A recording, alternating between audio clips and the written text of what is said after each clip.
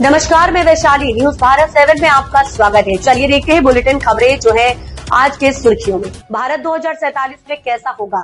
जवाब राष्ट्रपति ने दे दिया है। मंच NIT जमशेदपुर का था। संदेश युवाओं के नाम था। रिसर्च और इनोवेशन के बिना विकसित भारत अधूरा है। अब सवाल ये है कि क्या युवा इस चुनौती के लिए तैयार हैं?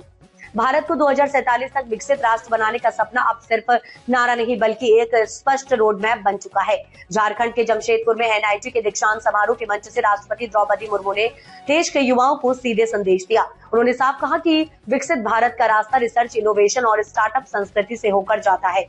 राष्ट्रपति ने कहा कि देश की असली ताकत उसके युवा हैं और अगर युवा सही दिशा में काम करे तो भारत ज्ञान महाशक्ति बन सकता है।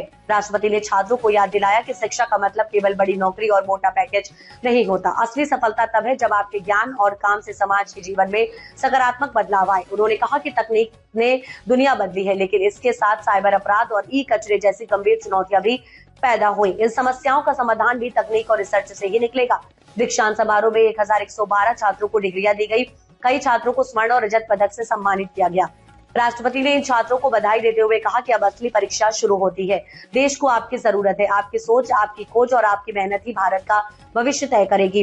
राष्ट्रपति ने यह भी कहा कि सरकार रिसर्च और स्टार्टअप को बढ़ावा देने के लिए लगातार योजनाएं चला रही है, लेकिन संस्थानों और छात्रों को भी जिम्मेदारी निभानी होगी।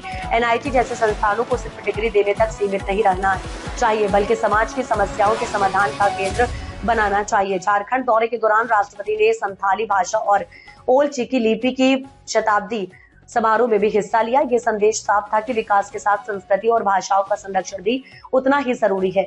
बिहार की राजनीति में एक बार फिर बड़ा सवाल खड़ा हो गया है।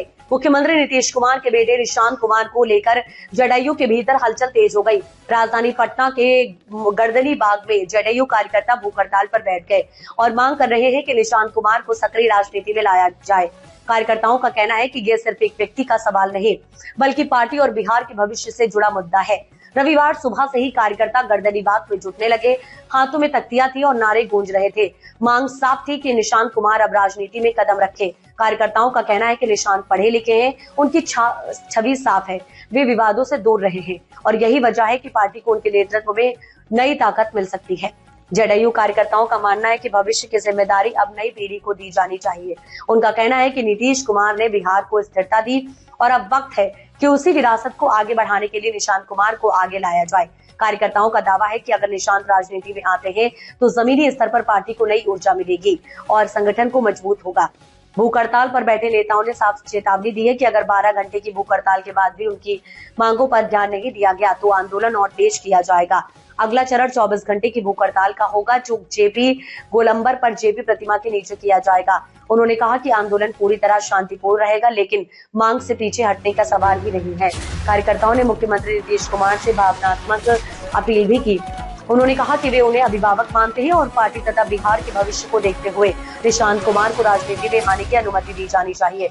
उनका कहना है कि अगर निशांत नेतृत्व संभालते हैं तो पार्टी का हर कार्यकर्ता मजबूती से उनके साथ खड़ा रहेगा। अब सवाल उठता है कि क्या नीतीश कुमार इस मांग पर कोई फैसला लेंगे?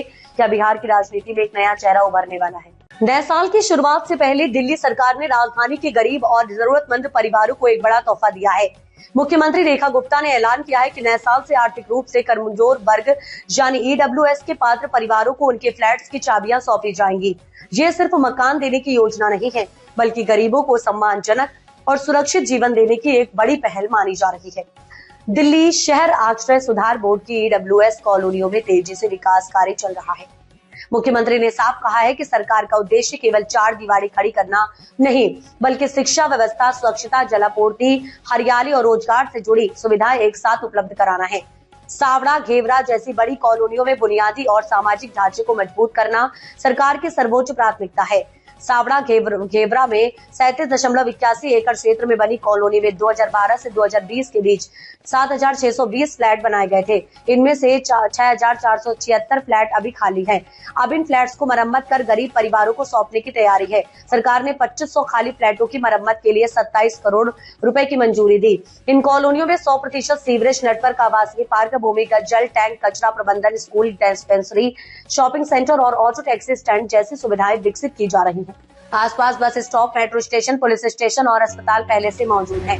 मुख्यमंत्री ने कहा कि ये योजना सामाजिक न्याय और समावेशी शहरी विकास की दिशा में बड़ा कदम है, ताकि दिल्ली का कोई भी गरीब सम्मानजनक आवास से वंचित न रहे। अगर आप चाहते हैं कि दिल्ली की ऐसी बड़ी और भरोसेमंद खबरें सबसे पहले, तो वीडियो को लाइक करें, चैनल को सब्सक्राइब करें और कमेंट में बताएं कि ये फैसला आपको कैसा लगा।